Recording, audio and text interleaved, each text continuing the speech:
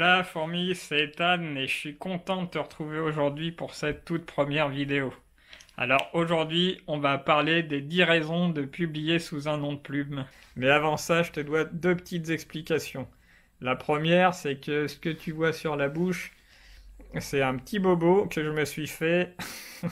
En fait, hier soir, j'étais en train de cuisiner des bananes plantains pour me rappeler mes petits souvenirs d'Afrique. Et ce qui s'est passé, c'est que en fait, j'ai piqué une banane plantain pour goûter si elle était cuite avec une fourchette directement dans le bain d'huile. Et je me suis cramé la bouche comme un idiot. Donc si jamais un jour tu te fais des bananes plantains à la maison, ne fais pas le con avec ta fourchette. Ça fait mal. Si, voilà, donc évitez de me dire dans les commentaires que j'ai encore du chocolat sur la bouche. C'est pas le cas, c'est juste un petit bobo. Voilà. La deuxième explication, c'est que je suis vraiment nul en vidéo. J'ai aucune expérience de parler devant une caméra. J'ai jamais fait de théâtre. Je suis nul en montage. Et en plus de tout, j'ai tendance à regarder le retour de la caméra au lieu de fixer l'objectif. Ça va être un de mes premiers progrès à faire. Et je pense qu'on va bien se marrer quand on la re-regardera dans quelques années pour voir tous les progrès que j'ai faits.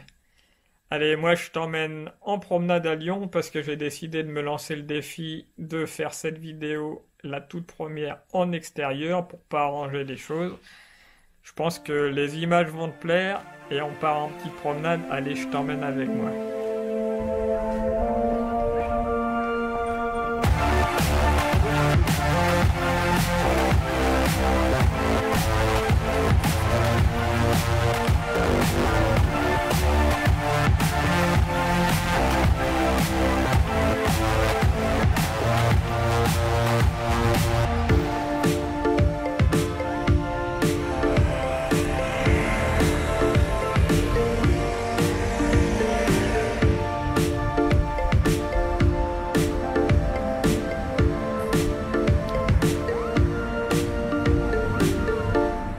La première des 10 raisons de publier sous un nom de plume, c'est bien sûr de garder l'anonymat.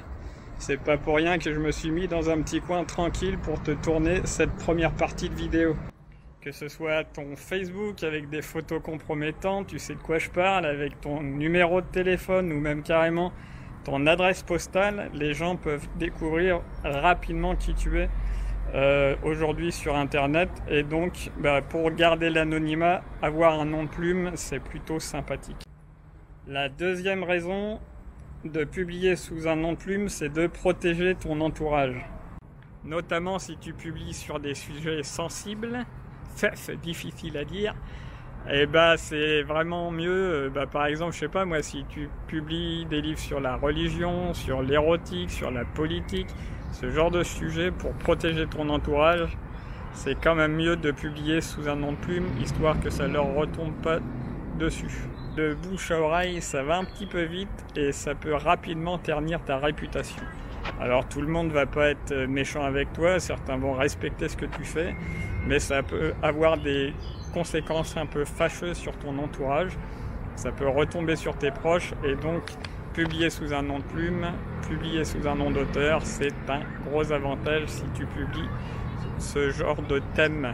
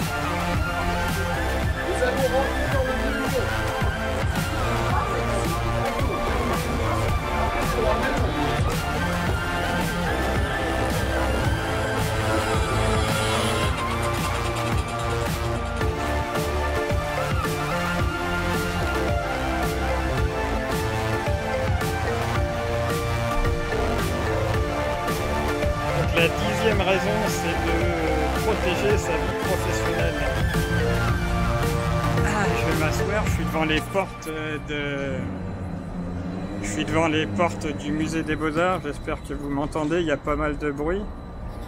Donc si tu as un travail à côté de l'écriture, eh ben, faut mieux protéger ta vie professionnelle. On l'a vu ci-dessus, choisir un nom d'auteur, ça permet de garder l'anonymat. Imagine par exemple que tu sois à la recherche d'un emploi et que ton patron tombe sur tes publications. Il pourrait s'en servir contre toi, par exemple, lors d'un entretien d'embauche. Ou alors on peut imaginer, par exemple, qu'il découvre à travers tes publications ton nom, et du coup qu'il puisse découvrir que tu publies des choses, que tu fais partie d'un syndicat, que tu publies des choses qui ne sont pas forcément en lien avec ses valeurs à lui, et donc du coup que le job te passe sous le nez. Ou encore, tu pourras imaginer par exemple que tes collègues se fichent de ta gueule parce que tu es un homme, un macho, un dur, et que tu publies des petits romans à l'eau de rose. Allez, on se retrouve ailleurs. La 4e raison de choisir un nom d'auteur plutôt que son nom personnel, c'est de choisir un nom original. Si tu as un nom un petit peu banal comme Martin Petit, ou Jacques Durand ou ce genre de nom, si tu t'appelles Jacques Durand ou Martin Petit, m'en veux pas, c'est juste des exemples. Et choisir un nom d'auteur, ça peut te permettre d'avoir un nom un peu plus original. Voilà, si jamais tu choisis un nom d'auteur banal, c'est possible que tes lecteurs trouvent aussi tes textes banals. De la même manière, si tu as un nom affreux ou un petit peu alambiqué comme le mien, composé, un peu long, pas facile à retenir, ça peut être une bonne solution pour trouver un nom qui punch un petit peu plus et qui donne envie au lecteur de lire ton texte.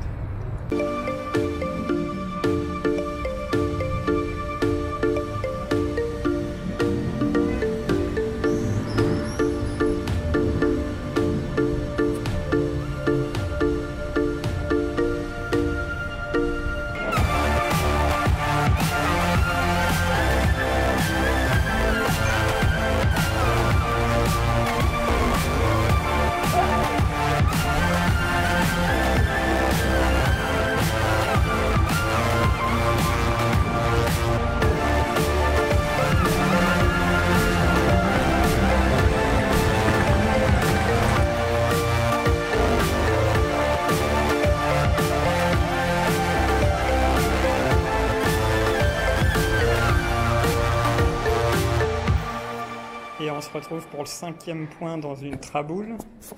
J'essaye de ne pas parler trop fort parce qu'il y a des gens qui habitent ici. Le but, c'est de ne pas embrouiller le lecteur. Si tu publies sous différents genres littéraires, ça peut être bien de choisir différents pseudonymes pour chaque genre littéraire ou chaque registre littéraire. Par exemple, moi l'année dernière, j'ai publié des nouvelles. Vous le savez, j'ai publié 16 nouvelles que je vendais à l'unité. Voilà, certains étaient un peu perdus parce que je publiais autant pour la jeunesse, pour les ados que pour les adultes. Je publiais de la SF, je publiais du policier, de la fantaisie, de la tranche de vie. Ça c'est vraiment beaucoup, donc du coup les gens étaient perdus et ça a été préjudiciable au niveau de mes ventes évidemment, parce que vous vous doutez bien que un lecteur qui lit par exemple de la fantaisie va pas forcément lire de la tranche de vie ou du policier, quoi.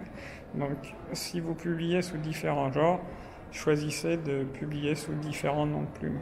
Allez, on se retrouve tout à l'heure.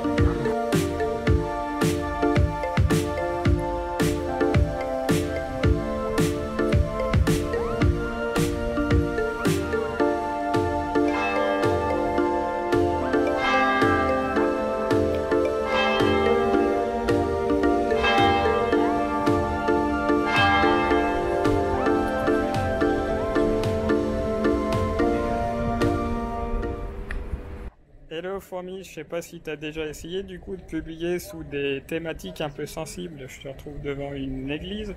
On peut imaginer la religion, l'érotique et tous ces genres de sujets.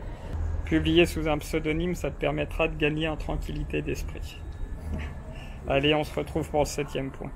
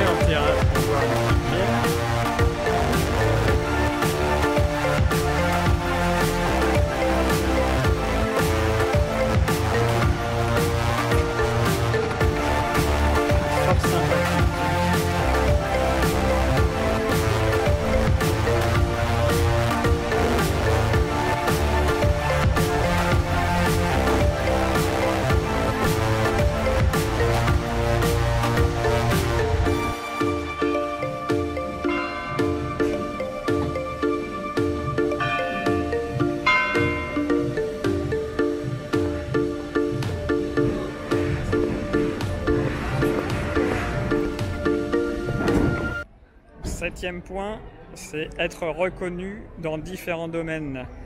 Par exemple, j'imagine mal Franck Tellier publier de l'érotique sous le même nom. Hein. Vous imaginez bien, donc ça vous permet de tester différentes choses et de vous amuser avec différents types d'écriture sans forcément entacher votre premier pseudonyme, votre nom de plume principal. Malheureusement, voilà, on sait tous, les auteurs, ils ont tendance à être catégorisés, mis dans des cases. J'ai vécu ça l'année dernière, je vous en ai parlé avec mon histoire de nouvelles. Donc du coup, vraiment, au niveau marketing, je vous conseille vraiment de publier sous différents noms de plumes si vous publiez sous différents genres. Allez, on se retrouve pour le prochain, le 8e point. Et en attendant, moi je vais aller me boire une petite bière sur cette terrasse là-bas. Je vous montre ça. Cette petite terrasse là, en face de la cathédrale Saint-Jean, c'est plutôt pas mal. Allez, à tout à l'heure.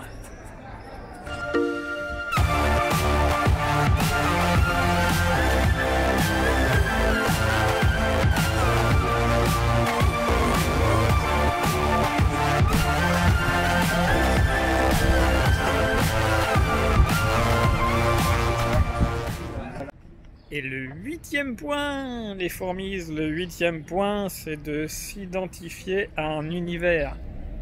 On peut imaginer par exemple un livre de cuisine dont le nom d'auteur serait Mamie Cookie. Ça sonne vraiment bien. Sûrement c'est déjà pris d'ailleurs, mais vous pouvez imaginer Mamie Cookie. Ça fait référence à la grand-mère qui cuisine les bons petits plats, et cookie ça fait référence au dessert. Donc un bon livre de recettes de cuisine centré sur les desserts et les bons desserts de grand-mère. On peut imaginer sinon par exemple Arwen Duval. Arwen Duval, ça sonne vachement fantaisie, un petit nom breton, et Duval avec la consonance du et val, ça peut être vraiment pas mal. Donc vraiment pensez-y pour votre marketing, choisissez un nom d'auteur qui correspond au genre que vous visez. Allez, on se retrouve pour le 9e point.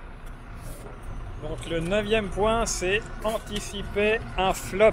Il y a pas mal de vent, j'espère que vous m'entendez bien. Le 9e point, donc c'est anticiper un flop parce que si tu es jeune auteur, tu as une écriture qui est un petit peu hésitante. Ça peut être pas mal de publier sous un nom d'auteur pour éviter d'entacher ton vrai prénom, ton vrai nom. Et si tu publies sous ton vrai nom, ça va être difficile de le réutiliser en cas de critique virulente par exemple. Donc ce que je te conseille dans ce cas-là, c'est de publier sous un nom de plume. Ça va te permettre de tester ton écriture, de voir si ça plaît ou non. Si ça plaît, tu pourras garder ce pseudonyme, et si ça plaît pas, ça entachera pas ton nom.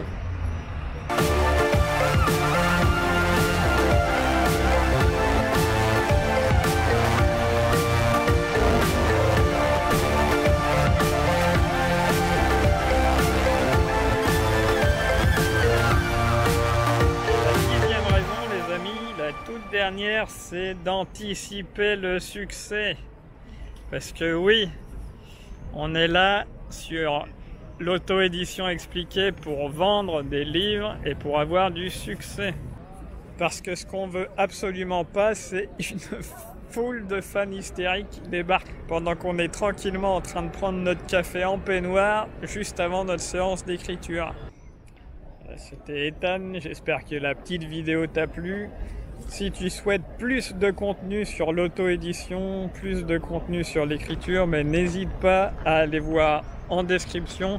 Le premier lien, c'est un lien vers mon Mailyblog, c'est une newsletter que je propose aux abonnés. Et je te parle d'auto-édition, d'écriture. Allez, écris bien et on se retrouve à la prochaine. Bye bye.